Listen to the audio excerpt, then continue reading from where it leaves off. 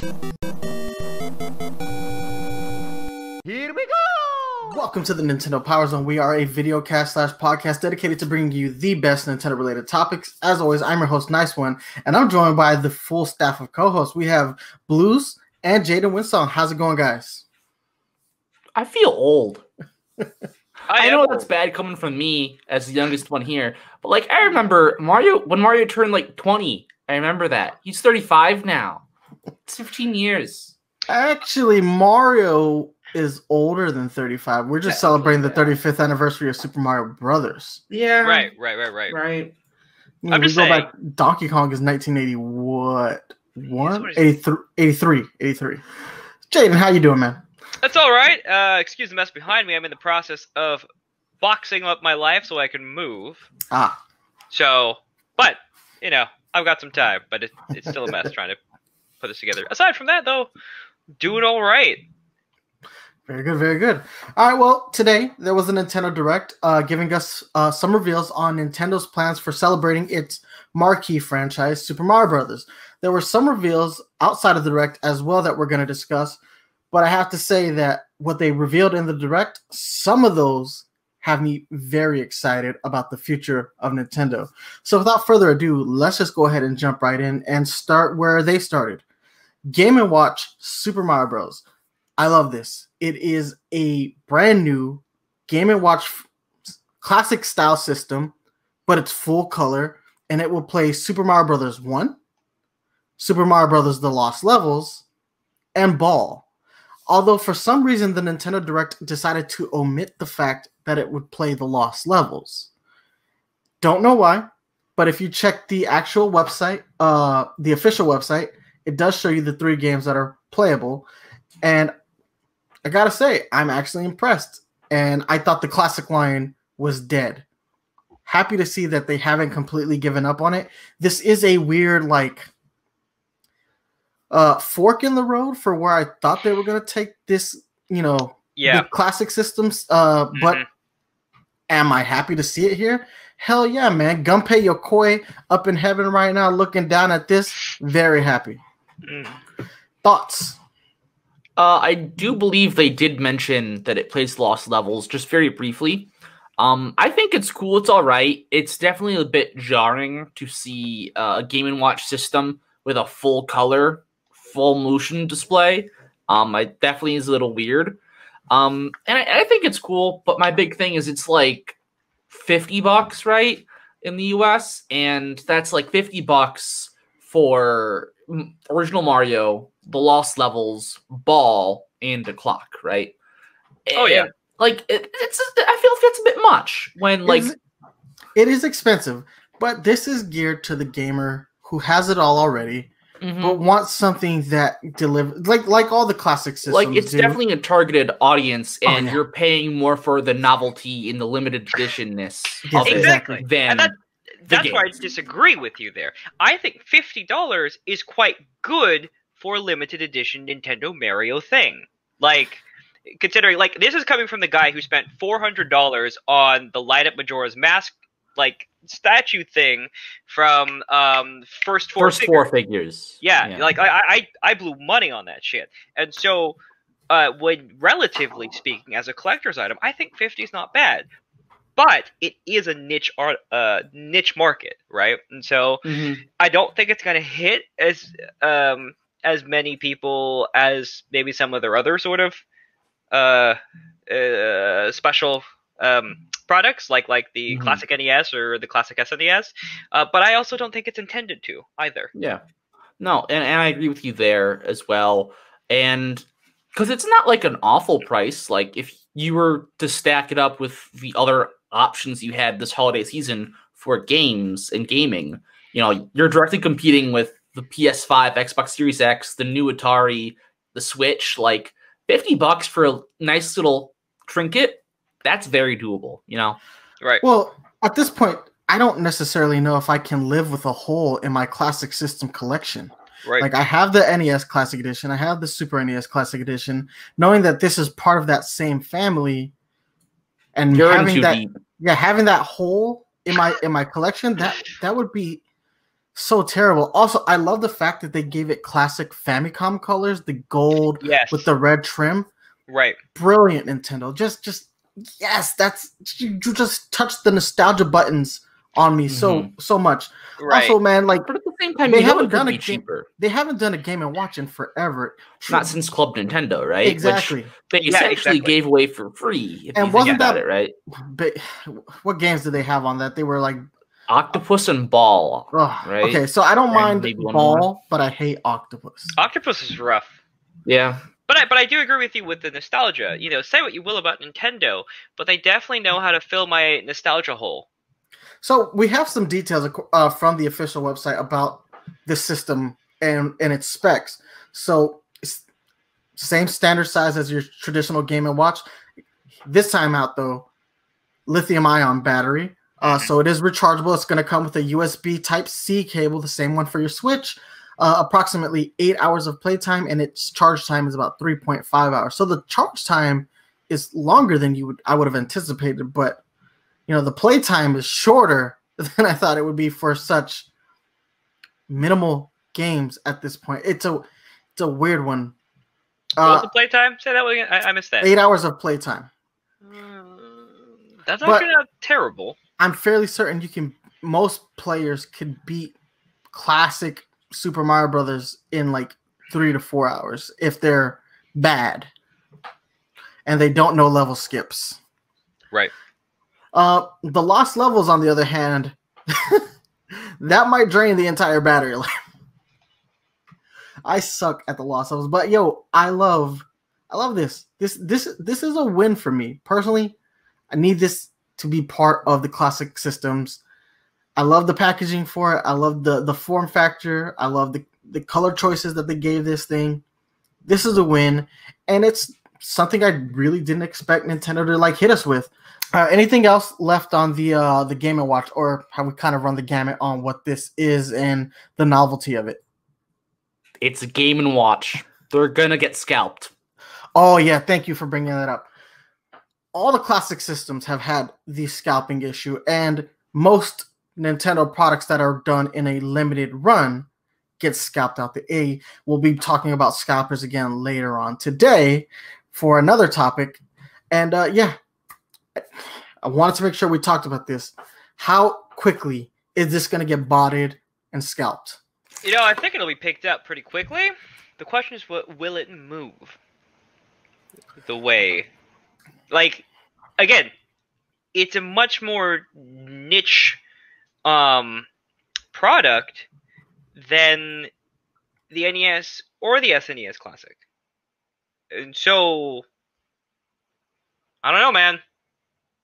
Well, yeah, realistically, if we're looking at the market of people who know Game & Watch, who aren't just Nintendo enthusiasts, we're probably talking about people. I'm 36, so we're talking about people who are roughly in their 40s and beyond. Because Game & Watch predates me, kind of. Yeah.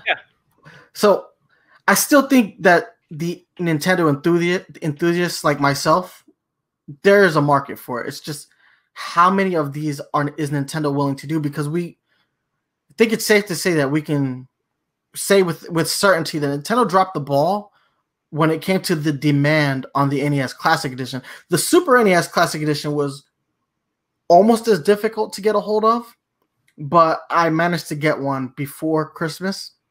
Yep. And with the NES Classic Edition, I didn't end up getting that until 2 days before Christmas. And that was after their third restock of the system. And then they still hadn't met the demand. Actually, to the point where they actually re-released the NES Classic Edition at the same time that they released the SNES Classic Edition because they were still trying to meet the demand from the year prior. I'm hoping that Nintendo thinks about who wants this. It is a weird choice, though. I am surprised that it's not a Game Boy style system with games like Super Mario Land and the Wario Land series. That probably would have appealed to a much broader audience.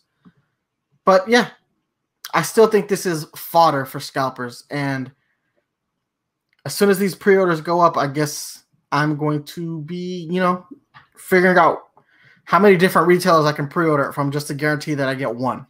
Right. I agree. All right, but moving on, we have the game that I believe we've all been waiting for the announcement for. It's like, hey, Nintendo's ported a bunch of games to the Nintendo Switch from the Wii U era. Yes.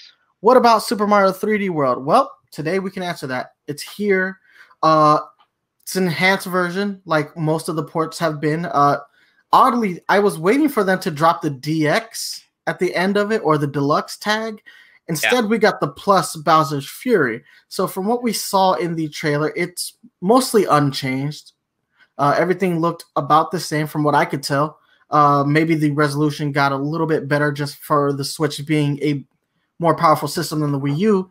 But I guess the thing that makes this worth rebuying if you've bought it once before is the Bowser's Fury section, which Nintendo revealed zero details on. You can even check the official website. No details. They say they will give those details out as we approach the release of the game. I'm thinking Bowser's Fury is just a Bowser mode where you play the same story from Bowser's perspective, which I think this was one of the more fun appearances of Bowser in a Mario franchise, just, the Meowser. If you get to play as Bowser in a primary campaign, that could be a whole lot of fun. I don't think we've ever really had that. I mean, we did have that section in Mario Odyssey where you could play as Bowser, at the end of the game. And Bowser's shown up as a side character in most, RPG games. Yeah. It'd be interesting to take full-on control of Bowser and antagonize Mario. If that's what Bowser's Fury is, that'd be so much fun. I'm really hoping this isn't the case of where they redid like the Superstar Saga on the 3DS, where it's like, oh, you get to play as Bowser's minions, but this is a very crappy version of any kind of game. It's like, oh, here's a crappy tower defense game for you to play that we didn't put a whole lot of effort into. I hope that more effort got put into Bowser's Fury, but not a whole lot to say, although I do love Super Mario 3D World, and I can't believe that Captain Toad Treasure Tracker got released before this game did. I'm glad that they're tying it into the 35th anniversary. I just find the timing of this weird. And I'm fairly certain that because of COVID, all of these release dates got delayed. I'm certain this was supposed to be like right around November, but because all the other games got pushed back, this got pushed back. Any thoughts, guys? So I guess two big things that are new here are, one, the movement has been slightly reworked. So you can move a bit more like you would in Odyssey. Also, there is online multiplayer now as well. They've added. So those are two big new things that are incentivized on the Switch. Which I love playing this game in multiplayer. It is probably the ideal way to play. But making it local, sure. Especially after Super Mario, New Super Mario Bros. Did have online capabilities. To see that one be local co-op. First off, I do commend Nintendo for it to a degree because couch co-op is dead, and I love couch co-op. That is my preferred way to play any kind of game. Oh, 100%. Yeah. But in lieu of that, online play is a necessity. Yeah, it looks like it's going to have both, though. Yeah, it will have both. Fun fact, this was actually the very first game I Let's Played on a YouTube channel. Inner Workings YouTube channel no longer exists. It was me and my two buddies, Mitch and Alec. Great guys. But yeah, so there's no record of this Let's Play anymore, but it was a fun Let's Play. So I had a party back in 2013. We were watching a UFC event. You guys know by now that I'm a huge UFC fan. One of my favorite fighters was fighting that night.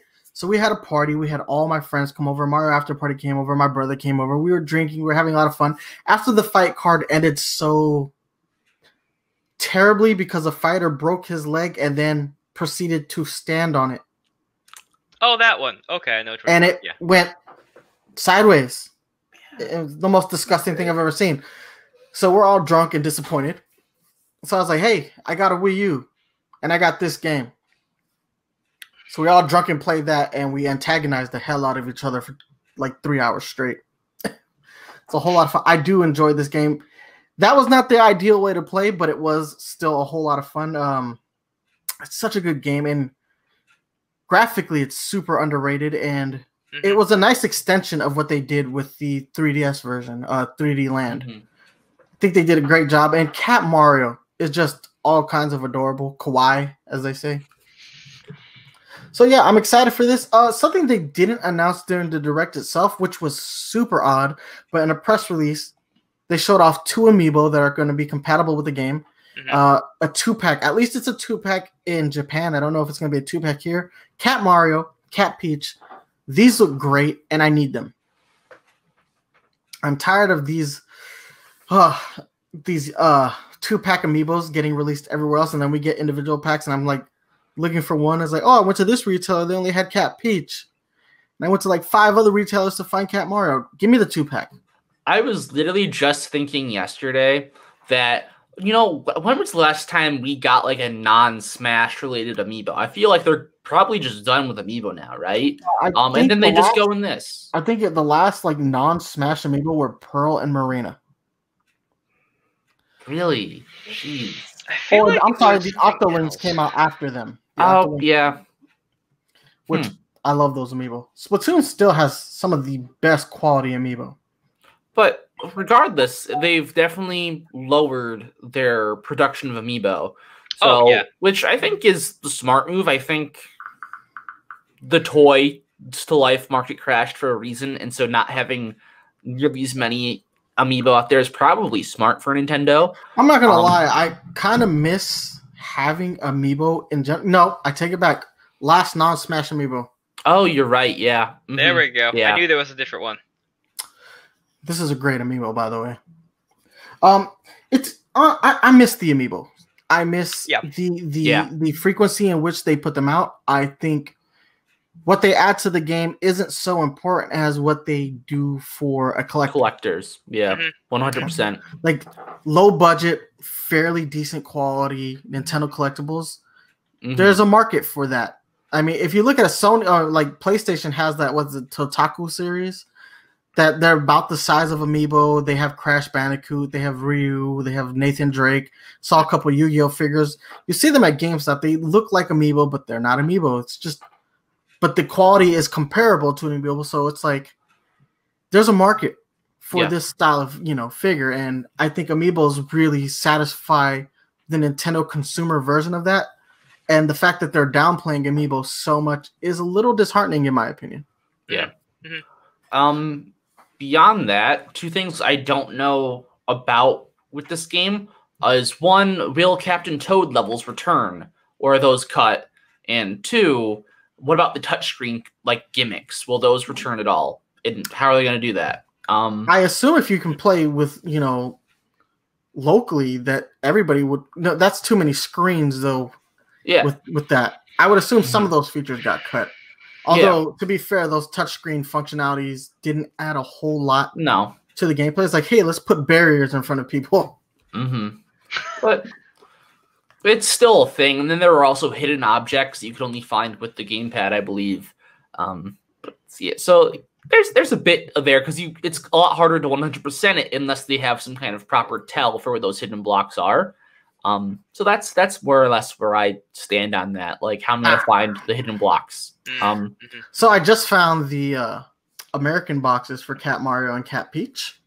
They're separate. At least. Oh, good. We never get 2-packs. We never get 2-packs. They just like make life difficult. You do get way too easy sometimes. We do, but it's like, hey, we want to charge you the full price for 2 Amiibos instead of a truncated price for 2 Amiibos. Screw it.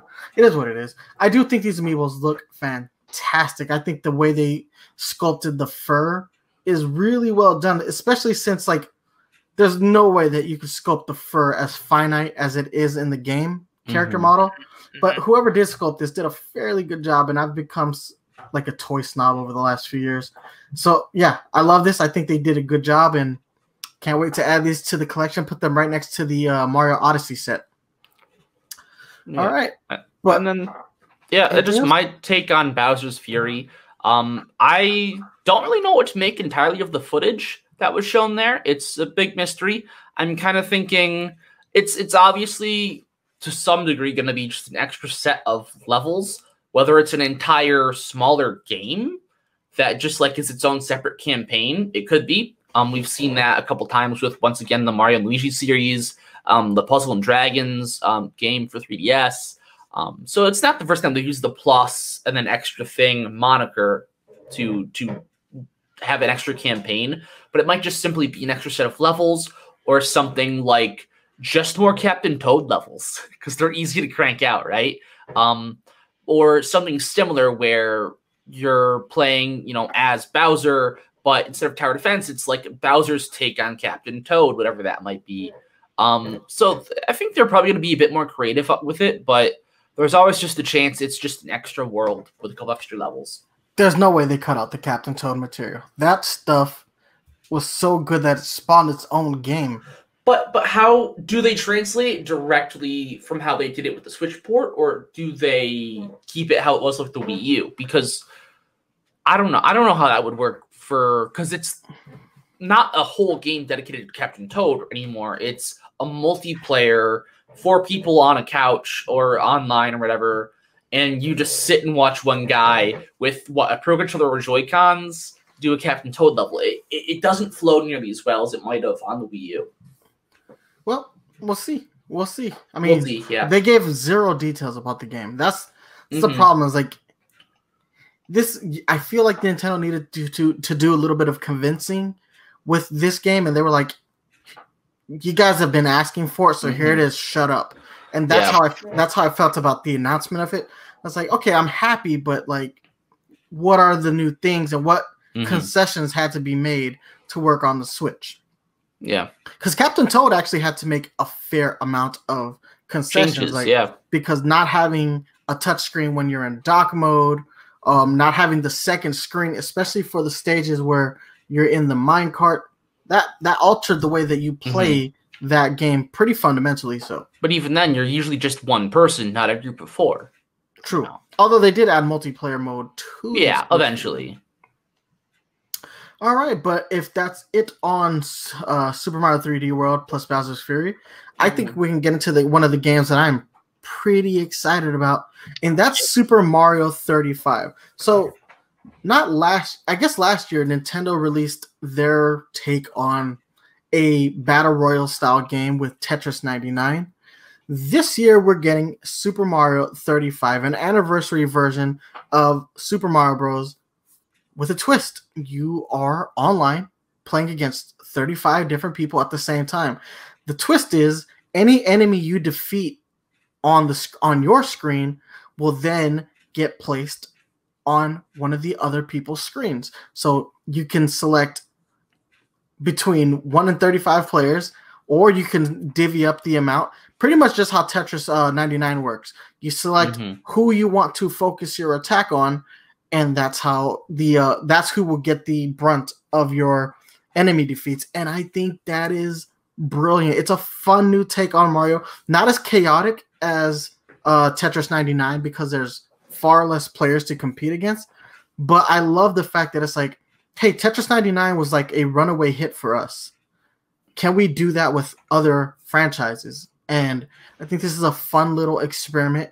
It's free for Nintendo Switch Online members, so there is no excuse for people to not at least pick it up and play it once. This looks like a lot of fun to me. I am a huge fan of the original Super Mario Bros. I cannot wait to see what kind of chaos ensues in an online match. I am excited. I've been sort of waiting. Sorry.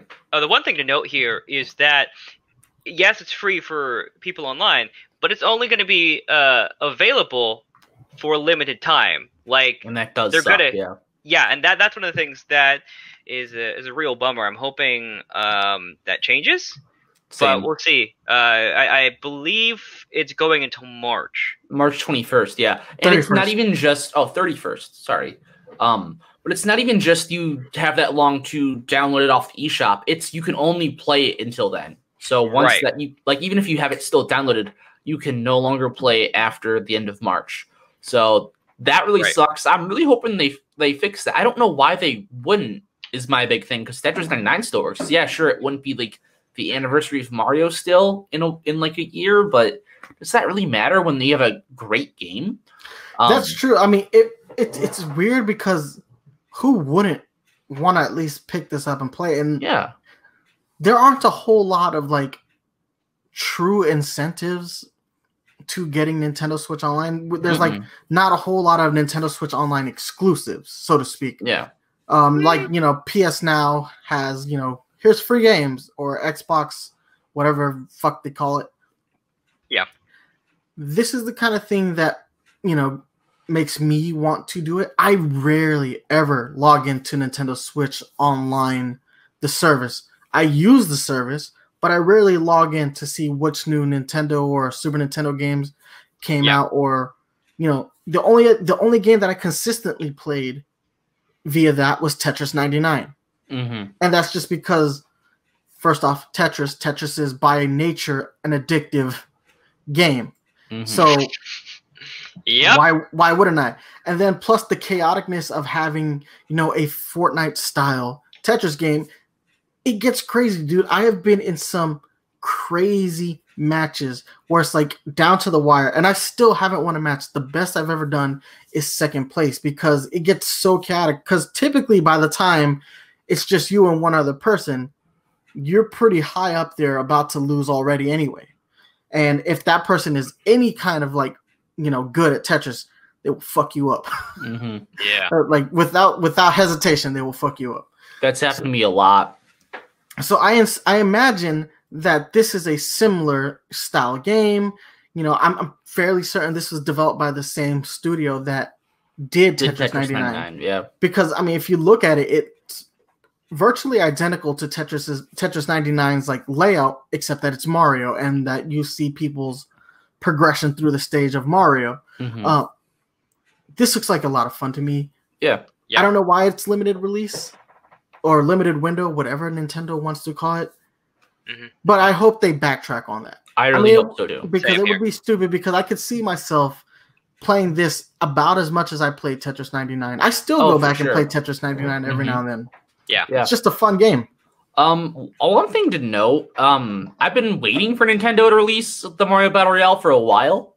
Because I guess probably about a year ago, they released quote DMCA Battle Royale, which is what it was renamed to after Nintendo gave the developer a cease and desist, which was just a Mario Battle Royale.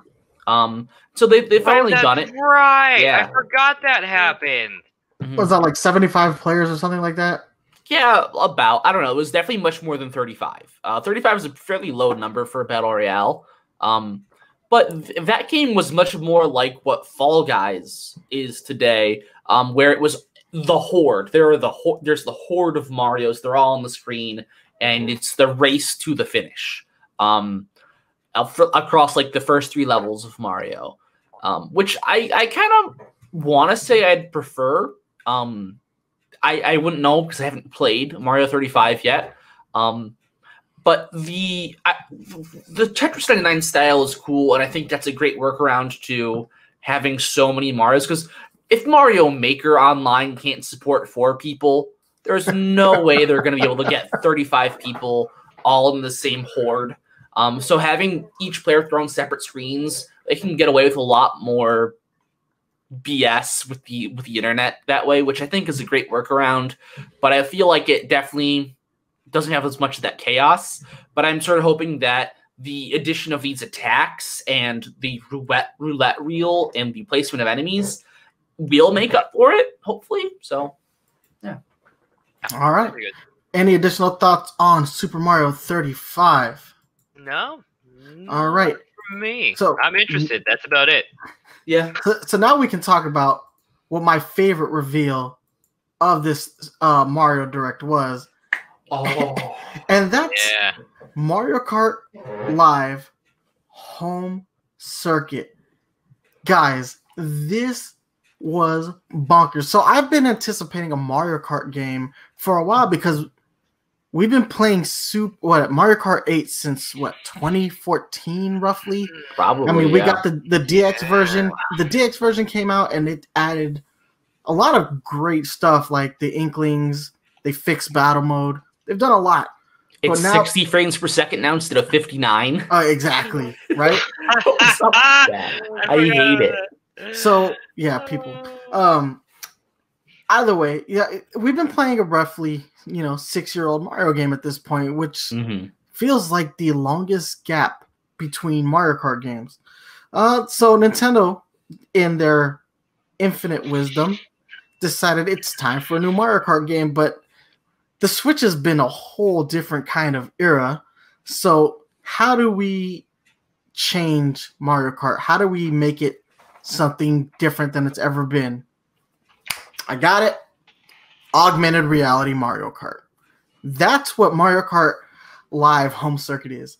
It is a physical Mario Kart toy with an AR camera that wirelessly connects to the Nintendo Switch. You paint your course, you set up your course, and then in-game you paint the course and then you race the course. And you have at least up to 2 physical players if you have a Mario and a Luigi Kart. And then you play against the Koopalings, and you have all the cool little accessories that you would typically have in a Mario Kart game. So you have item boxes, you have boost panels. Mario Kart Chaos ensues, and this looks freaking brilliant to me. I saw this, my eyes lit up. First off, you guys know me. I'm a sucker for any kind of collectible. So the fact that they showed me a physical toy cart, that got me excited. I was like, but the fact that the cart is augmented reality, that's insane. So we do know that Universal Studios is getting an augmented reality Mario Kart. I wonder how much influence that played in the creation of this right here, because I saw this and I just had so much excitement flowing through my veins. Well, this isn't entirely Nintendo's product already, we know, right? It's like some other studio's thing, and then Nintendo approached them, was like, yeah, just make it Mario, right? I believe the company the company that's making it is Velen Studios. Yeah.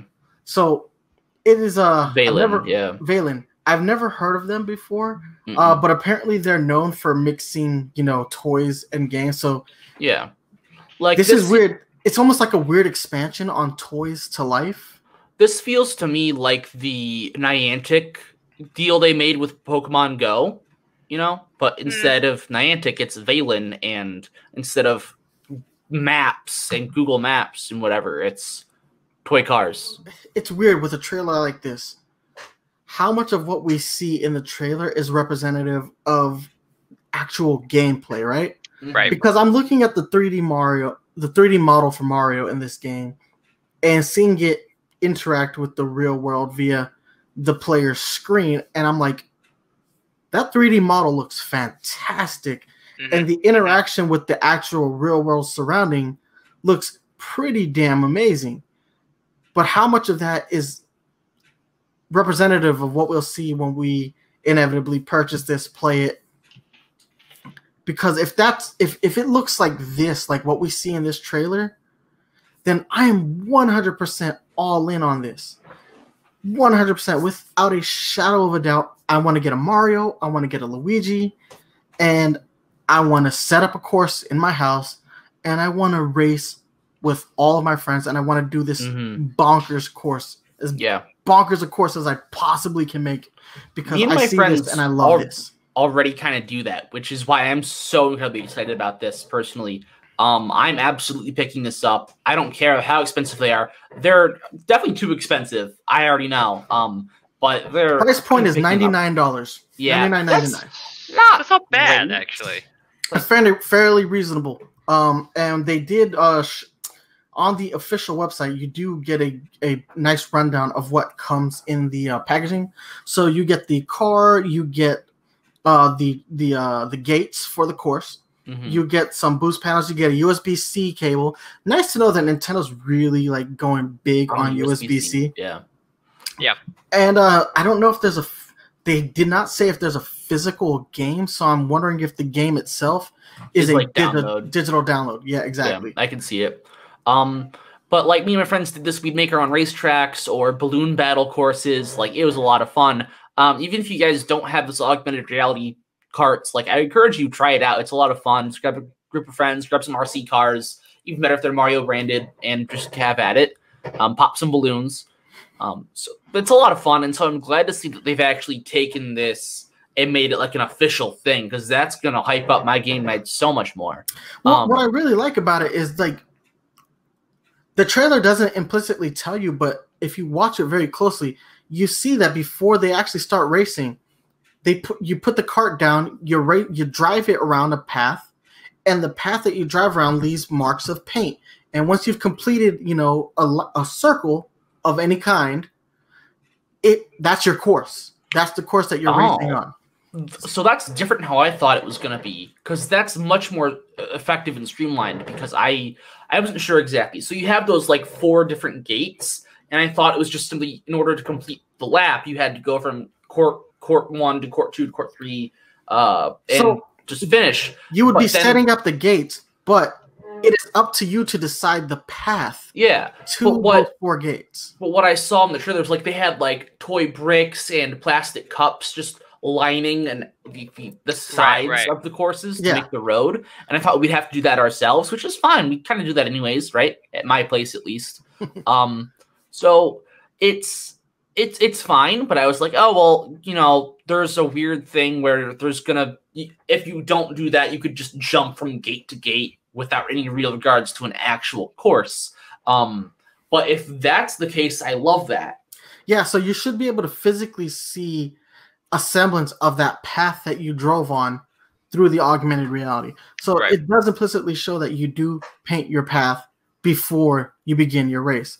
Now, a couple things I do want to talk about, possibly negatives of this style of Mario Kart game.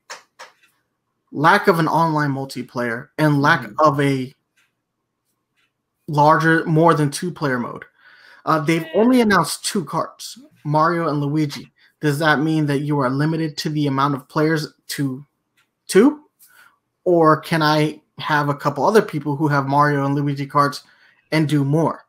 I mean, because you can connect up to 8 systems at once. Right. So limiting that, by a 4th would be very extreme, and just the lack of an online mode it's fair to say that this isn't a traditional style Mario Kart game, but this might alienate a lot of Mario Kart fans just because the price point is a barrier to entry, and not being able to go online would be a barrier to entry in and of itself. I spoke to Mario After Party about this. He won't be getting this because he moved to Tennessee a couple years ago and doesn't have a lot of friends that share these kind of interests. So this kind of game is pointless for him. But for me, I live in a crowded house, and my brother lives like 3 houses down from me. So there are always people here to do stuff like this with. Yeah. Right. But more on that. What I'm hoping this lends itself to is it opens up kind of a market, not just for additional carts, but also the ability to accessorize carts, right? I think that'd be really cool if they had some sort of feature, kind of how like we had with the the R-Wing in the Starlink. Starlink, yeah, Atlas, kind of something like if they did something like that, I think it'd be wicked cool. Well, I was thinking about this myself actually. So this is a Mario Kart game. I'm under the impression that this is a Mario Kart spin-off called Mario Kart Live. And within the Mario Kart Live spin-offs, we're going to get, backyard circuit and balloon battle circuit. And they were going to add expansions to the Mario Kart Live category of games. And I still think we probably won't see Mario Kart 9 for a while. I think this is just because it's such a limited product, there won't be online. There's a limit of how many players, at least initially, if they don't add more carts. It's not a full Mario Kart game. It's very limited content. It's a lot of barriers to entry. I think this is just more like a tech demo, or not a tech, like a new thing, like how Labo was a new thing, right? It seems very Labo to me. Thank you for bringing that, because I saw this, and when I saw the gates, I was like, this looks like an expansion of things that they had done already prior in Labo. So if this is the natural like evolution of where Labo is going, then 100% I am all about this. Nintendo did have a statement that I kind of want to get out there before we jump in. Nintendo describes the product as this: the physical cart responds to boosts in game and in the real world when it stops when hit with an item and can be affected in different ways depending on the race. Players place gates to create a custom course layout in their home where the only limit is their imagination. Race against the Koopalings in Grand Prix, unlock a variety of course customizations and costumes for Mario and Luigi, and play up to 4 players in local multiplayer. So that's pretty cool. So one of my issues is already kind of quelled a bit. It's still sad that it's only 4 and exclusively local. But it looks like there's also a single player mode that I didn't even think about. Like, it can't be that in depth because I mean the courses are limited to your imagination, but that in and of itself is still pretty cool. I recently got fully deep in with the Lego Mario sets. Like, if we're talking financially, between my wife and I, we spent about $500 on Lego sets. That's not bad. That's actually pretty good for Lego. Let me just say that's pretty good for Lego. We're only missing 3 sets. We're missing the actual NES itself, which I wasn't. Neither of us is paying near $300 to build that. We're missing the Yoshi house, and we're missing one other one. But yeah, we actually had a lot of fun. One of the things that we've been doing since we got the sets is altering the builds so that we can do course runs, and we compete to see which one of us can get the highest coin count throughout a run. So we're going from build to build until we, finish. And then right now she's got me whooped. She hit like 189 coins in a single run, and I only did like 150 in that same run. So that was pretty cool. And I see that this is kind of doing the same thing, but in a Mario Kart setting, and I'm excited about this. I hope that they release more racers, having up to 4 players, but giving 2 people Marios or Luigis, that's going to be sort of confusing. But I love this concept. It gets me excited about what they're doing with Super Nintendo World, because we already know that that's an augmented reality experience, and this is kind of like a way of bringing us that same experience, but on a actual Nintendo platform. I love this concept. Right. I have to say, one of the things that this reminds me of is what was it? I think it was late 90s, might have been early 2000s, where they had the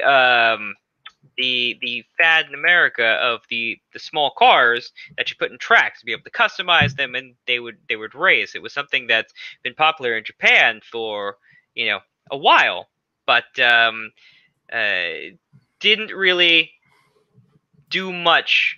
It's like a flash in the pan here, but that's kind of what this reminds me of, and I'm kind of hoping that that they allow that kind of customizability with these cars and whatnot. That's all right. So, one of the things that as an example of kind of, I can't remember what the actual thing is called, but the tiny little RC cars, if you play the Yakuza games on the PlayStation 4, in Yakuza 1, it's a side quest thing where you can collect all the parts and tune up your little miniature RC car, and I don't know what you get for actually doing super well at it, but I mean, it's a cool concept, and so I think it'd be really cool for not only to have additional accessories for the cars themselves, but to be able to tune them up, and then to have, like, once the plague is over, to have actual in-person kind of tournament.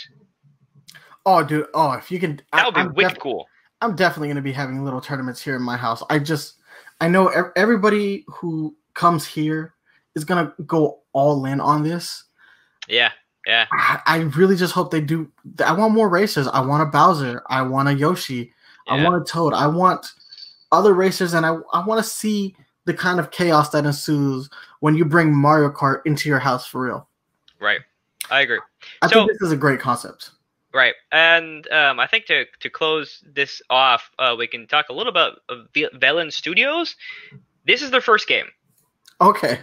They haven't done anything as a studio yet. This is their first game, which might worry some people. But I did a little bit of digging, and since they're still a relatively young company, the people who are heading them seems to be two brothers named Karthik and Guha Bala. And wait, Karthik Bala, didn't he work at Activision? Vicarious Vision. But okay, so he did work at he spearheaded Karthik Bala. I know for a fact spearheaded Skylanders. Correct. So some of the things that they have games. Sorry, English. Some of their accolades at Vicarious Vision include not just Skylanders, but Guitar Hero and Tony Hawk Pro Skater. Right. So they do have a good reputation. Or at least these two brothers, have a good history of things that they've worked on. So yeah, so they're not. So they're used to putting physical products, meshing physical product with games. That's good to know. That's actually very good to know. Like one of the things is, I had never heard of Velen Studios before. They're new. You know what? I thought I had when I saw the name Karthik, I was like, that seems sort of familiar, but it didn't hit me until you said his full name. Yeah, so, you know what? I'm a little less worried about the integration. Not to say that Skylanders is like high art when it comes to video games, but you know, those early Skylanders games were pretty good.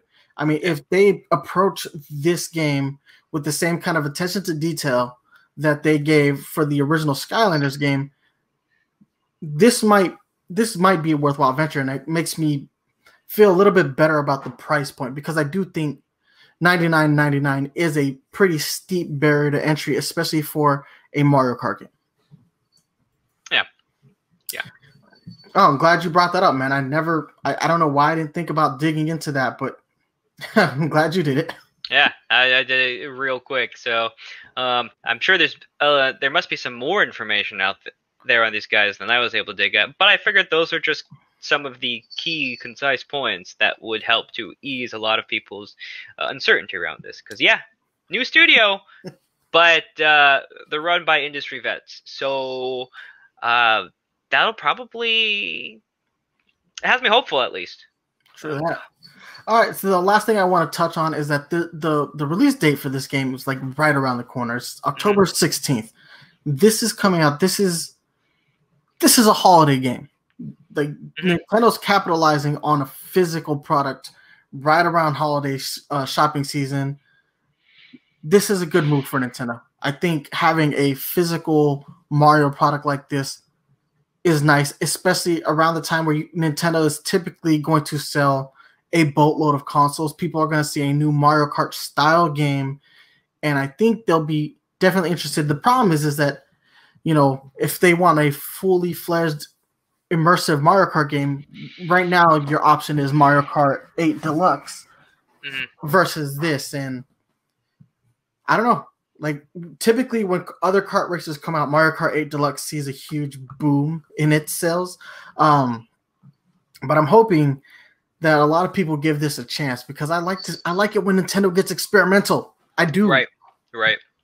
And I mean, talking about experimental, it's typically worked out for them in the past. People were clowning on the Labo for a while, but if you look online now after the fact, it kind of have a small cult following. And same thing with Ring Fit Adventures too. Like, Ring Fit Adventure during the pandemic blew up. Exactly. Like, people were clowning on it hardcore, and then the plague hit, and actually it's not easy to find anymore. No. So it's paid off, and hopefully this will pay off as well. I'm cautiously optimistic. Exactly. All right. So with all that said, it's time to go ahead and let's talk about briefly some of the things that Nintendo announced that are mostly tie-ins. So we're going to have a few events in other Nintendo games. Starting with Splatoon, we're going to have a Splatfest. Silly, but hey, any reason to bring Splatfest back in Splatoon. Mario Kart Tour is going to have an event that's going to bring 16-bit Mario and 16-bit Donkey Kong Jr. as playable racers. Animal Crossing is going to have Super Mario 35th Anniversary themed furniture. Super Mario Maker 2 is going to have a special Ninja course dedicated to the 35th anniversary. And Super Smash Brothers is going to have a tournament that's only going to allow for Mario-themed characters. So Mario, Peach, Luigi, Bowser, Piranha Plant. Am I missing any? I don't think so. Oh, I think we're good. Yeah, so those 6 fighters will be playable. Yoshi. Yoshi. Thank you. Yeah, so we're going to have a Smash tournament. I think that's fun. I mean, I haven't played Smash in a while, but it's going to be cool to see, like, people be forced to get online and play with, you know, the core Mario characters and see what kind of chaos ensues, man. Because typically the only 2 of those characters are truly kind of viable in Smash's meta, and that's like Peach and Yoshi, and not really so much in Ultimate. Yeah. Although Mario's pretty good too. I mean, he's mid-tier, right? Or something balanced. Like that. Yeah. Anyway. Aside from that, there's going to be some My Nintendo exclusive merch, starting with T-shirts that are going to be themed towards the Super Mario Splatfest. These are going to sell out in an instant, like the final Splatfest one did. Yeah. I'm not even going to attempt to get these just because I tried with the last ones and they were gone instantly. And you forgot the Mario pins as well on here. Oh yeah, that's right. Yes, there is a set of Mario pins. They haven't detailed how we're going to get those yet. It has to do with some sort of like My Nintendo event thing, and I don't know exactly what it is. So I went to My Nintendo today to find out, and they still don't have information on how to do it yet. Yeah, some of the implications seem to be like, you gotta go check out these websites, and you get points, or sometimes you have to play certain games. I don't exactly know how that's going to work, but that's the only way to get these, is you have to interact and do these sort of objectives that they put out for you. Beyond that, no idea. Yeah, the first one is cool. Like links you to the first mission, links you to the 35th anniversary website. Oh, apparently just going here said I did one, so I've done 1 out of 6. Learn more. Okay, do stuff, get more. See all missions. All right, found it. I couldn't find it earlier. Take the Super Mario quiz. Mission details. All right, so I'm just going to do these later today because I want a set of pins. They're probably all gone by now. Aside from that, we're also going to get a set of keychains also themed to the Splatfest. So that's your My Nintendo merch. Aside from that, they announced a lot of collaborations. Some of these leaked early, like the Puma collaborations, where Puma's going to be releasing a set of limited edition Super Mario Bros. Sneakers that look like Sonic the Hedgehog shoes, if I'm being 100% honest. I like them. I'm not going to lie. I think they look pretty sleek. I feel like they're the wrong collaboration. I see them, and I don't think Mario, I think Sonic. Aside from that, we're getting a collaboration. There's a collaboration with Black Milk, which is a clothing company specifically designed for women. So, ladies, if you have, you want to get your Nintendo swag on, this is where you're going to go. Black Milk. They announced the collaboration, but they haven't announced when the line is coming out. But the website does say the details will be coming soon. Hasbro announced some products, Jenga and Monopoly, but they also released fidget spinners that are Mario themed. I actually got my hands on one of those, and I've been playing with that, even though it's like way past the fidget spinner fad. Jakks Pacific, which has the Master Toy license, released a new Mario that's called the It's a Me Mario, which is a interactive talking Mario. It's pretty big. Don't like the price point because Jakks quality sucks. Yeah, I'm not a huge fan of Jakks. So it's a $50 13-inch Mario who talks. He has interactive points to say different commands or whatnot. The problem is it's just Jakks has bad quality, so I don't buy their products anymore. Their sculpts are terrible. Yeah, and I'm just gonna be completely honest. Like, they look like shit that came out of the 90s toy lines, which were fine for the 90s. But it's 2020. Come on, guys. Well, the sad thing about it is that Jakks kind of revolutionized the toy industry with 3D scans, where they would, when they had the license for WWE, or F as it was known back then, they were the first company to do the 3D scanning of. I forgot Jakks was behind that. Oh, Jakks, you've fallen so far. Yes, they have. They went from one of the companies that did nothing but bring quality to the market to one of the most underperforming toy sellers.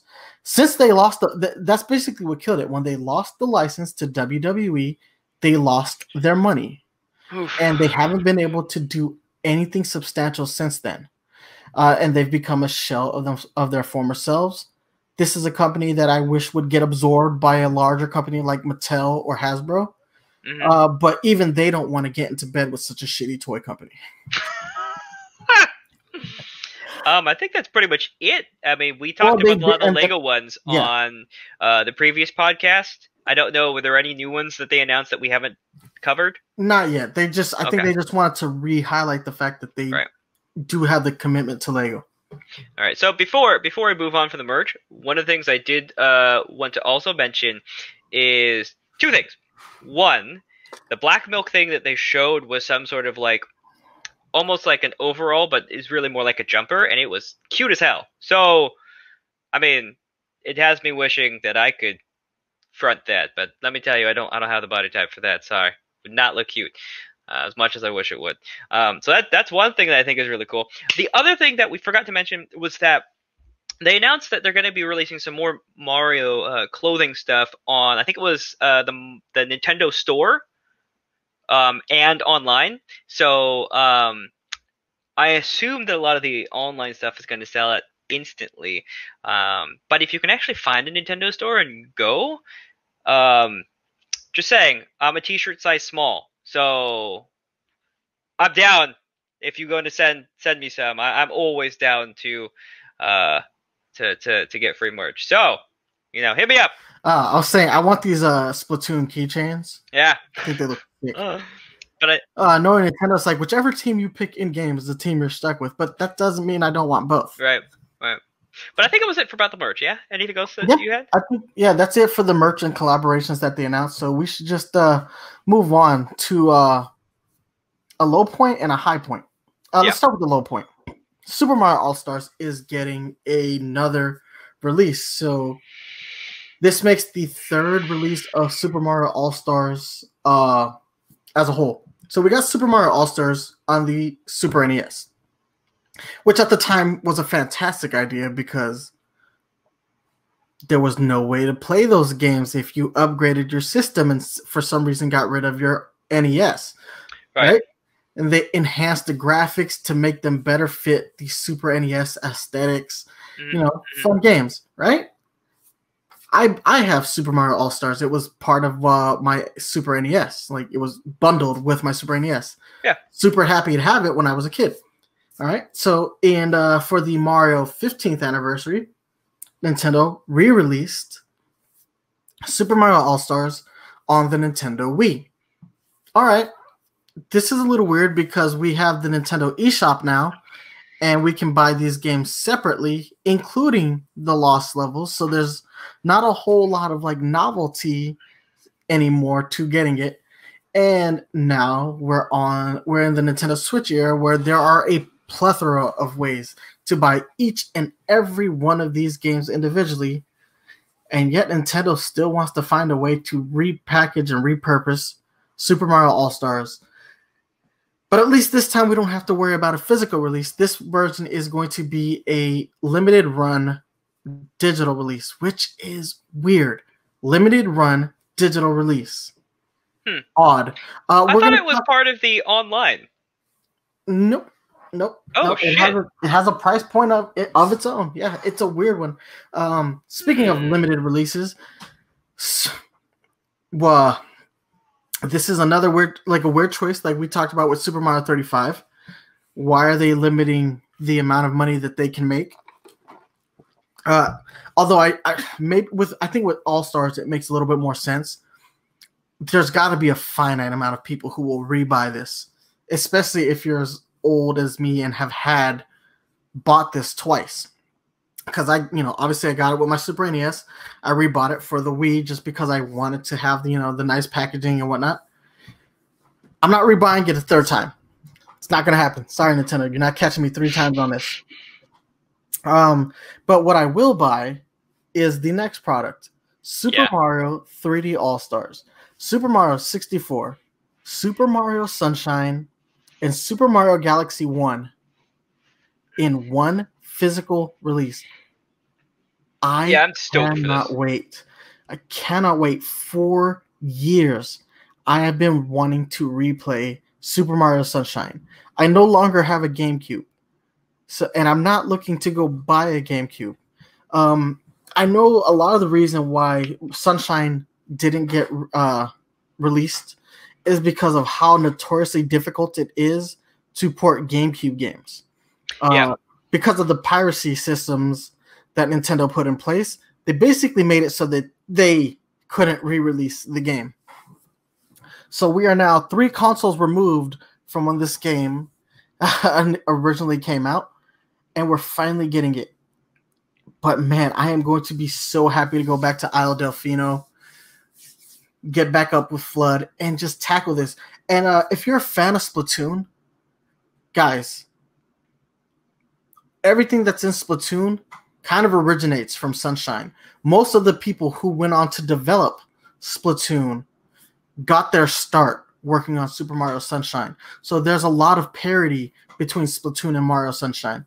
I could have sworn that they had some behind the scenes of Sunshine where they talked about it wasn't actually initially a Mario game at first. It was something else that was similar to Splatoon, and then they made it into a Mario game as well. Yeah, I could be misremembering, but I could have sworn there was something along those lines. Well, yeah, Nintendo always works on like a concept first and then kind of applies the concept, the character second, and I guess they figured that Mario fit the mold for that. I don't know if they were specifically working on it, but excuse me. At least with Splatoon, we know they started with nothing, but you see the similarities. They're, like, just Flood as a concept is very similar to how the Inklings traverse and obviously the way they shoot and they refill their guns back up. A lot of that comes from Super Mario Sunshine. Plus the whole painting. It's a good game in and of itself. I know a lot of people like to hate on a lot of GameCube era games. Now, obviously, we look back at the Wind Waker now. I didn't back then, but I've always been in on the Wind Waker. But when the Wind Waker first got announced, it was the worst thing Nintendo could have ever done. And Sunshine suffered a similar degree of hatred. I think this goes back to the old Nintendo fanboy derangement syndrome. Why are you doing this new thing? This is not close enough to the last installment. Go back to where it was. And then they'll do that. And they'll be like, this is bad. Why is this not closer to Wind Waker? Exactly. Fine. We'll give you something else. No, Twilight Princess. Yeah, I think that's really more of what it is. And also, the console wars were a big thing, and so it was just a thing to hate on Nintendo in the 2000s. Yeah, the early to mid aughts were not good time. They were terrible years for Nintendo as far as public perception. But at that point, Microsoft had come into the world. Sony was kicking everyone's ass, and Nintendo was like the baby game company. Like that's when they got their label of, they only make baby games. But Sunshine is a damn good game, and I cannot wait to play it. And voice acting. Fully voice acted Bowser. Oh yeah, I forgot. That was like the first one where they did that. So I'm excited. I have to say, before we should probably mention the other 2 games in here, but before we do that, I have to comment on how good Sunshine actually looks. Oh yeah. Visually, it's aged particularly well. I think it still goes toe-to-toe with some of the stuff releasing these days. In fact, I would argue that it looks better than some of the shit that comes out today. And I'm looking straight at you, WWE games. Y'all look like garbage. Terrible.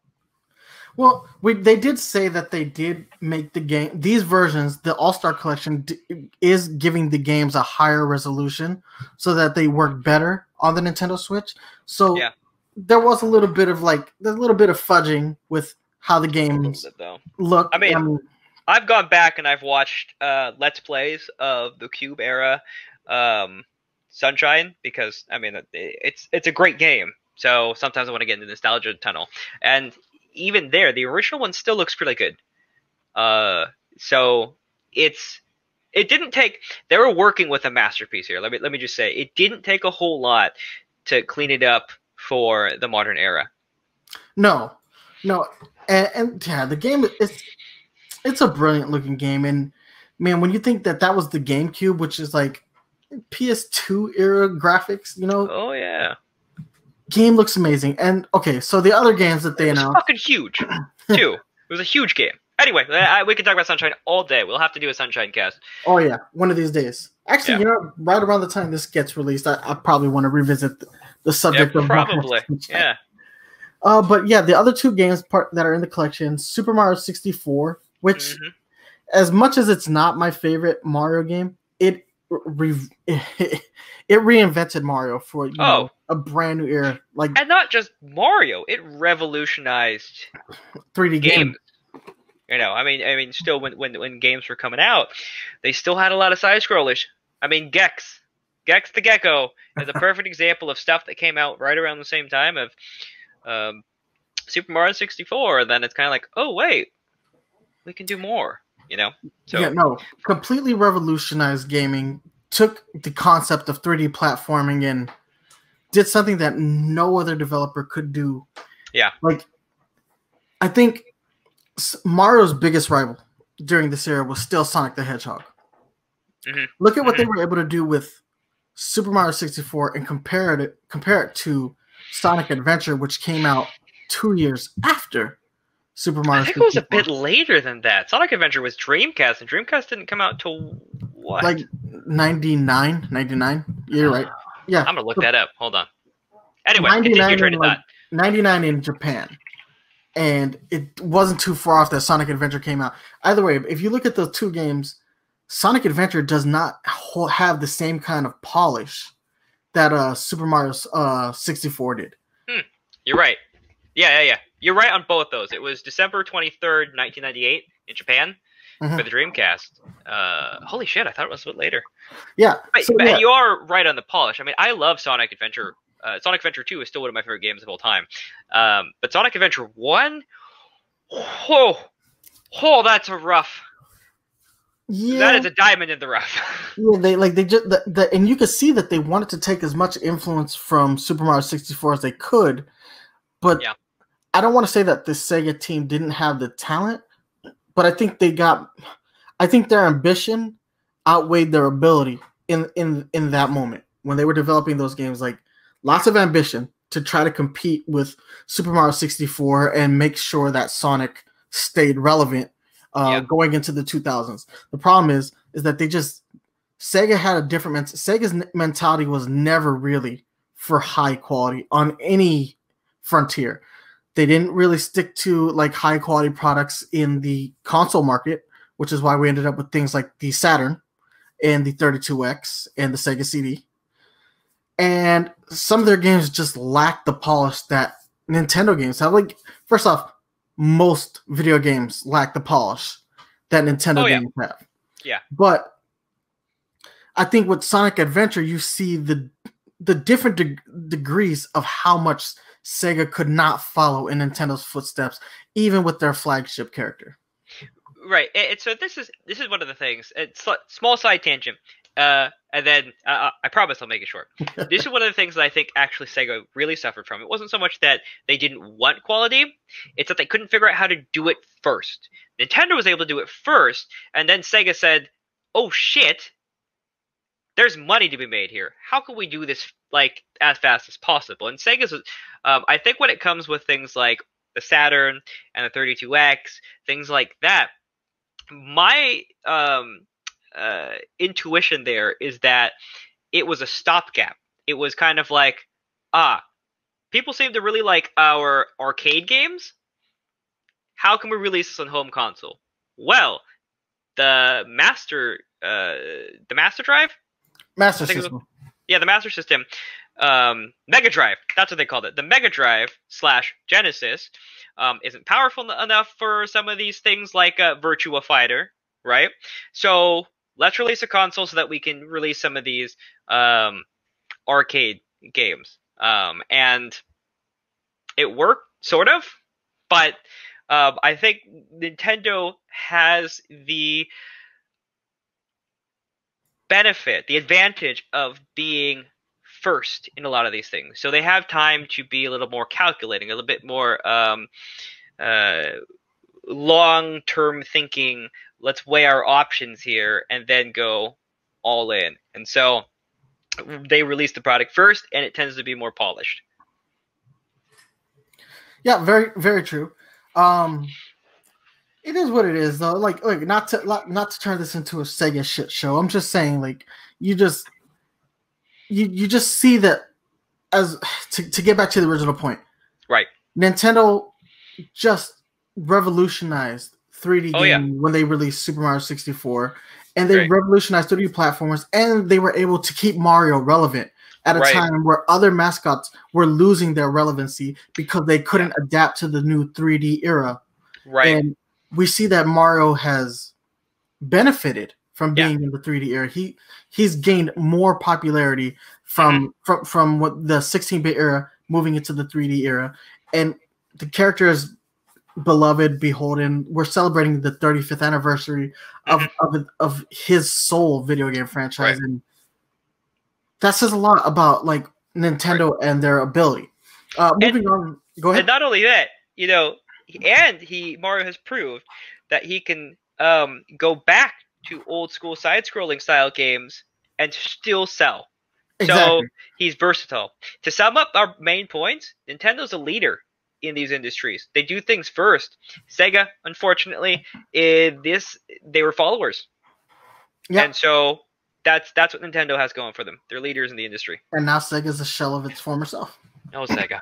And finally, the last game is Super Mario Galaxy, which is a classic, almost a perfect video game. Almost. There's no such thing as a perfect game, but Mario Galaxy is really, really close to being a perfect game. Even with the weird control scheme that it had. And I am excited to see if they were able to make this work. Are we finally going to be able to play this without freaking sensor bars? Without the sensor bar, will this game work as advertised? I know that this one probably took the most amount of conjiggering to figure out how they can do the motion controls to a point where they work as good as they worked on the Wii. And because the Joy-Cons have issues, but they aren't the same as a Wiimote and Nunchuck. Oh, yeah. I mean, they're gyroscopes. That's how they work. And gyroscope technology just isn't as good as what they were using in the Wiimotes. Sensor bar and a camera. Like, when you got a camera looking at 2 infrared lights, you're going to have higher accuracy. That's just how it is. Yeah, so it's going to be interesting to see how Galaxy works. Right. I'm also wondering if they gave it a traditional control scheme as well. They didn't really say, but if it can be played with a traditional control scheme, that could be a game changer for this game as well. Honestly, I don't see myself playing this without, I have to play this game with the nunchucks, Wiimote nunchuck style. So I'll be using my Joy-Cons. I agree. But I'm excited. Galaxy is a classic, and it's a beautiful game. And you got to remember that Galaxy is not a high-definition game. It came out for the Wii, so it's a standard resolution game, and it still looked gorgeous on the Nintendo Wii. So seeing it up-resed to fit better on the Switch, that's going to be great. Although the game did have widescreen presentation. They were forward-thinking enough to make that game widescreen. Oh, and now that you mentioned that, another side tangent, because I failed to mention before, both Mario 64 and Mario Sunshine have been reworked to be 16:9, so they will be widescreen. That's big. Nice. Yeah. But when it comes to back to Mario Galaxy, one of the things that you do bring up in terms of questions with control schemes is, I wonder how that's going to work with Player 2.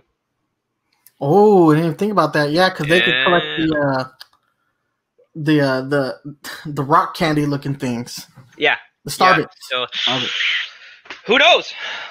It'll be interesting. Yeah, I cannot wait. The only problem I really have with this collection is the fact that it's a limited release of a game. Okay, the fact that this game will contain Sunshine alone means that it will have a high demand. Limiting the release means that you are, like we talked about with the Game & Watch, you are opening this game up to the scalping market. Right. I do not want to see that. And I know you can get it digitally, but I need the physical version. Right. I mean, let's back up real quick too, because that's another lengthy discussion. So let's finish out the other thing. The other thing you mentioned with the 3D All-Stars, they also have a digital soundtrack mode where you can listen to all the soundtracks, which I'm pretty stoked about, because Bob on Battlefield it's as a youth would say, I think they term it lit. Like, that track is lit. I think I'm using that right. Anyway, so that's pretty cool. And yeah, but the other thing that we broached into that's really important, that is a huge interesting choice, but 3 All-Stars is going to be a limited run. And it kind of makes sense from a physical perspective, because, like, oh yeah, it costs money to create cartridges, etc., etc. So that's limited. But the implication here is that the digital release 2, or digital release as well, not 2 as in number 2, the digital release as well is also going to be limited. Yeah. So this game will be available from September 18th through the end of March. So March 31st. And then afterwards, I guess it's just going to poof from the eShop.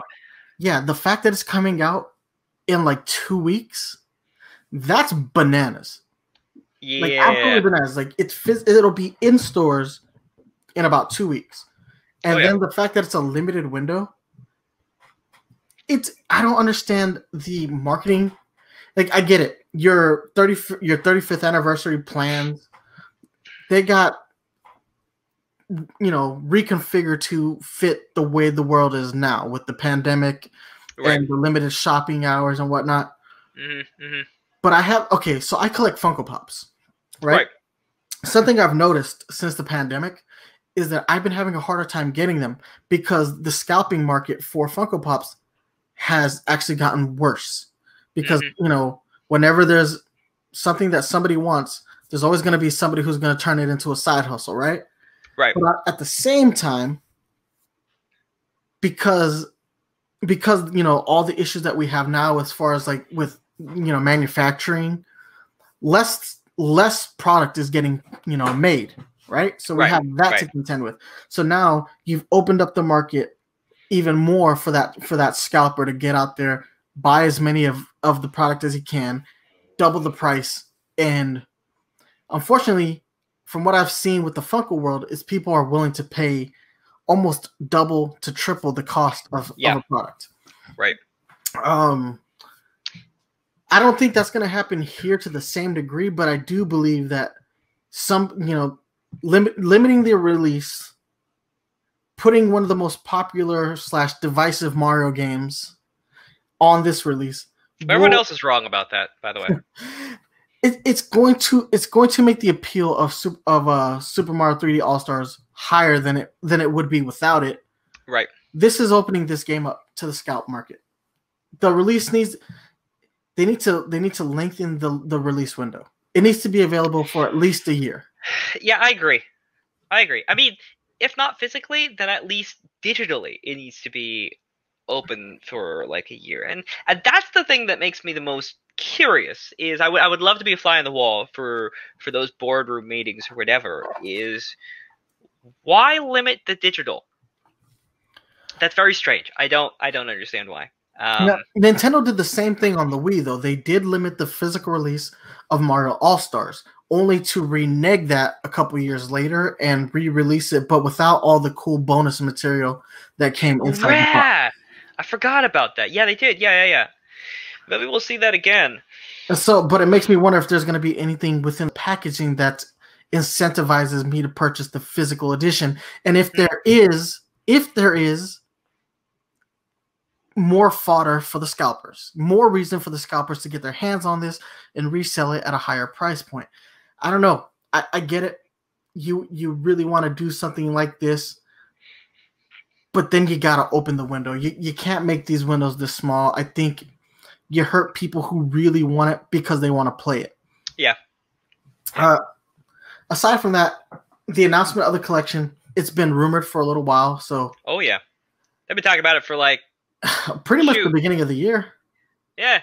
I can at least recall seeing it as early as, what, I think March? Yep. I am excited about it, though. Like, I cannot deny, like, I'm not excited about Super Mario 64 just because out of all the 3D Marios, it is still my least favorite, and that's because the game didn't age well visually. Yeah. Whereas Sunshine and Galaxy, specifically Galaxy, holds up very well. Oh, visually, yeah. Yeah, and Sunshine doesn't look too bad either. Like when I'm looking at it in, these high resolution screenshots. Gorgeous. Looks So really good. I do have to say, one of the things I hope for Mario 64 is I hope they have the feature that they had with the DS version, where you can play as people aside from Mario. I think in the DS version you can definitely play with Yoshi, but I'm pretty sure you can play as like Toad as well. You can play as Luigi, Wario, Yoshi. Right. So I'm hoping they keep that feature, and that'd be pretty cool. For me personally, Mario 64, I think is a great one to be in here, and that's just because I'm old, so it hits it fills my nostalgia hole, in a way that not many other things do. So, honestly, between the three, Galaxy is my least favorite. Oh, I love Galaxy, man. I don't know. I love the way the game looks visually. I love the fully orchestrated music in that game. Oh, wait, don't get me wrong. It's not a bad game. I'm just saying, between Sunshine 64 and Galaxy, it's the one I have the least attachment to. It is the least oddball of the three. Right. It's the most standard. It's also the only one of the three that's not really a collectathon. Whereas it's more of like a course clear Mario game. Oh, yeah, definitely. It's like a 3D version of a traditional side-scrolling Mario game. Yeah. Which I liked, but when I compare that to 64 and Sunshine, it's hard. I guess in closing up here, were there any Mario-related things that we didn't see that you might have wanted to see? I know I've got a couple, but... Actually, I do want to address before we go, I do really want to address the fact that the lack of Mario Galaxy 2... that's one of them. Yeah. In Super Mario All-Stars, it's 3 All-Stars. It's weird that they would omit that. Unless it's getting like its own version. And something we have to point out is that Galaxy 1 and 2 are playable on a NVIDIA device in China. So, and this NVIDIA device runs similar hardware to what the Nintendo Switch is running. So the game can physically run on pretty compatible Nintendo Switch hardware. So why is the game being omitted from the collection? Does that mean we're getting like a high definition, re-release of this version of the game? Or are they just choosing to omit it because it's not all that different from Galaxy 1? So I was reluctant to maybe throw this out here because it's just clear speculation, and I don't want to start the rumor mill, but I mean, you may have heard it here. What might happen is, yes, they're being released limited time, both physically and digitally, as this bundle. But maybe what we'll see after that is sometime down the road, each one of these will be released separately at like $20-$30 a pop. And then at that point, maybe they'll also throw out Galaxy 2. And so maybe this is one of those things where it incentivizes people to hop on this while they can, but also not completely screwing you if you just don't happen to get it. I don't know. It's just kind of some speculation. I could see them doing it because they've done stuff similar to that, although the exact situation is skipping my mind at the moment. But maybe that's where we'll see Galaxy 2. Oh man, it just feels like an odd choice. I hear you. It's weird because it's like, having played and beaten both of those games, they're both so good that I have a lot of trouble picking out which one is actually better. But the general consensus is that Galaxy 2 is the better game, despite the fact that I know a lot of companies reviewed them as 10 out of 10s. Oh yeah. Which, this pretty hard. They set pretty high bars, and they made the next few Mario games after them to look pretty lackluster. Because if you look at it, we got 3D World and New Super Mario Brothers after the Galaxy series. And yeah, they made, I feel like 3D World suffered the most because of the Galaxy series. Yeah. Because you're coming off of, fully realized 3D Mario to the 2.5D visuals of Super Mario 3D World. And people just weren't ready for that transition. And right. I think they neglected Super Mario 3D World. And it really is a brilliant Mario game. Oh, yeah. No, I hear you. I hear you there. But I imagine that the reason why they chose Galaxy 1 over Galaxy 2 is because these are the first ones in the generation. So 64 is 64 generation, Sunshine is the Cube, and Galaxy is the Wii. So that's probably why they did it. Yeah, I know once All Stars comes out, I'm definitely gonna do a Let's Play of Sunshine. Yeah, I'll probably do some of the Mario 64, just because I've got. Cannot wait to re-experience that game. It has been damn near. It's been close to 20 years. I cannot wait to jump back in, hop in Isle Delfino. Biggest missed opportunity in Mario Odyssey was not going back to Isle Delfino. Yeah, no, I agree. But, Nintendo, if you want to do us a solid and make it right with us, Isle of Delfino Land for Nintendo World, you can do it. And we'll everything will be even. We'll square up. Or not, that's the wrong slang. Square up is to fight. We'll be square. There we go. That's the one. We'll be square. All right, but with that said, let's hit them up with our closing thoughts. Well, wait, real quick. Any other Mario stuff that they didn't announce that you may have wanted to? Because I know a couple that I would have loved to see for the 35th year of Mario.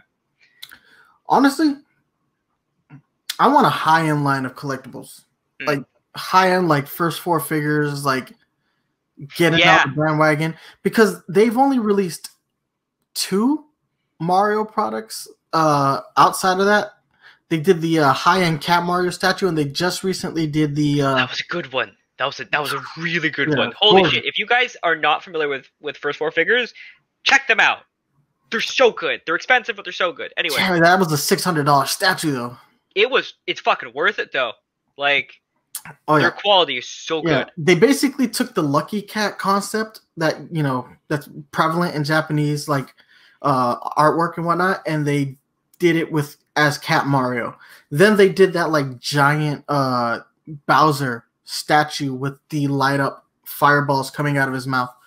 You know what? I take it back. They also did this weird Nintendo 3DS holder, and you could tell it was like one of their first products because it's made out of plastic and it doesn't have the same quality that their current work has. Like with First 4 Figures does really good resin work, right? So they're at the top for a reason, but they started small and they did that weird 3DS holder.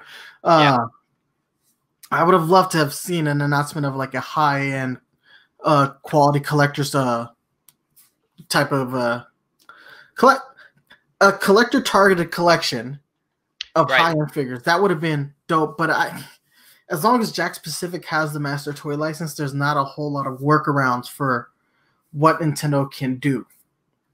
If they had not, personally, I collect Funko Pops. Can I finally get a damn Mario Funko Pop? Yeah, right. That would have been really cool to hear. I mean, they've got the Pokemon. Why not? Yes, look, we have the Poke. Yeah. Yeah, and I want that giant Eevee. I'm not gonna lie. Oh, So- yeah, it's actually one of my favorites. Yeah. So for me, I have to say that the thing that I really wanted to hear them announce, they didn't, and I know I am gonna get, just completely. I'm gonna get a lot of shit for this. I wanted them to announce a remastered edition of not only the Mario Brothers movie, but also the Super Mario Brothers Super Show. If they gave me an a high def Blu-ray compilation of both of those, I'd be happy. Like, I was watching the Super Show the other day. I was just streaming it, and God, it's terrible, but No, it's so terrible in all terrible the it's right ways. good. Yeah. It's terrible. The Super Show is terrible in all the right ways. Oh my Like, God. It was It's the amazing. first time. It was really the first time we got like Mario outside of the games. It was Yeah. like now it's almost commonplace to see Mario on a shirt or Yeah. at an event or any like Mario is very prevalent in our culture. Agreed. But back then, like those were the building blocks. The things like the Super Mario Super Show had to exist for Yeah. us to be where we are now with the character. So Agreed. I don't hate that, and it's terrible in all the right ways. It's cheesy. Lou Albano as Mario was Rest in just peace. fantastic. Yeah, man, that was a great show. The Yeah. stupid cartoon segments were great as well. Even the Legend of Zelda cartoon segments they're so bad, but they're so good. Will Yep. Excuse me, princess. Yeah. Nah, that's what I would have really loved to ask for. Yeah, No, that's Nintendo me. does not like to acknowledge the fact that show exists. They just I think they don't. should just embrace it in all its kind of serious, like, silliness. But that's Like we're a that's my serious opinion. game company. We don't acknowledge this. Would have been nice if they had dropped a trailer for the new movie, That would have also been really cool. but you never know. The 35th anniversary is kind of just kicking off with today's announcement. Pretty sure between now and March we might get some more reveals. Hopefully we do. I also kind of want to find out what Bowser's Fury is, because Yeah. the more I think about it, the more it bothers me that they showed us nothing. Yeah. I mean, what they did show us was cool. I mean, it was a big tease, but meh. We'll see. True that. Anything else? Nope, that was it. That's the only thing that I really wanted, and I didn't. I mean, what better way, in my opinion, to celebrate than to bring up another nostalgia trip? True that. Yeah, but man, I'm excited. Look, we got Yeah. a plethora of things to be excited about. Game & Watch, 3D World getting some love, a Battle Royale style Mario game, a very weird offshoot for the Mario Kart series that I am completely ecstatic about. Lots of Nintendo merch, Mario theme merch, and we finally can play Super Mario Sunshine. I don't even care about the other two games. It's all about Super Mario Sunshine. There's a lot to look forward to kick off this 35th anniversary celebration. A lot of also weird choices along the way with how they're deciding to market and how long they decide they want to sell it for. But you know what?